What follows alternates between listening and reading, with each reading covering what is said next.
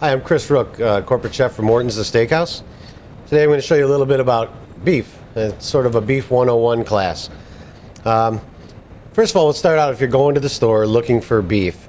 Some of the basic things we need to know is that the white marks in the meat is not bad. When you want some flecks of fat intermingled in the meat, it's called marbling. That's what gives that flavor, the mineral, the almost like a luscious, fatty flavor to the meat. You want to find a steak that's at least 1.5 inches thick, because when you cook on a grill or in your broiler at home, you want it as hot as it can get. And you want a steak that's thick enough that you'll caramelize and get a nice char on there before it's cooked all the way through. So if you have a very thin steak, that's difficult to do.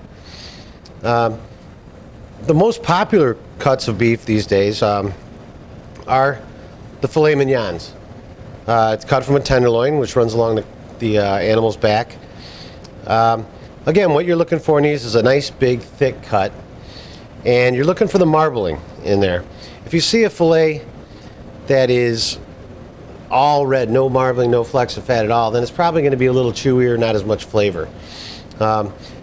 These steaks happen to be prime. Prime is about 2% of the entire volume of meat in the world. So it's a little difficult to come by. Some butchers carry it. But in the grocery stores these days, you got a lot of great products with a high-end choice, Black Angus. Most of the stores have their own line of high-end choice beef. So, and all the cuts you can find in the store, say this is a New York strip, a sirloin. Again, looking for the fat, a nice thick cut. Another cut would be the ribeye. Ribeye happens to be, for my money, the best steak to cook on a grill at home or in your broiler.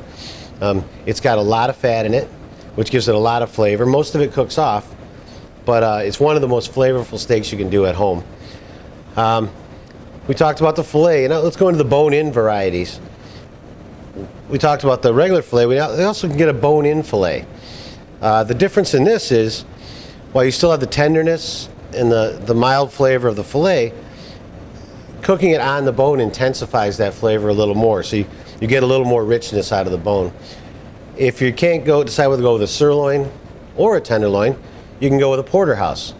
Porterhouse has the sirloin on one side and the filet mignon on the other side. Again, be careful when you're buying these. You want to find one that is at least 1 inch to 1.5 inches thick. So you can ask the gentleman to cut you some, the butcher to cut you some if you'd like, if you can't find one like that. We also talked about the ribeye. Well, along the same lines as the filet and the bone-in filet, we have a bone-in ribeye. Again, lots of marbling, lots of flavor, great for the grill. But when you cook it on the bone, again, you get a little more intense flavor off that bone. So those are the things you want to look for. Remember, the thickness, 1 inch to 1.5 inches. Look for the marbling. And once you find those things, you can pretty much go for whatever flavor you're looking for, a mild flavor in a tenderloin or a little richer flavor in a ribeye. So after that, it's up to you.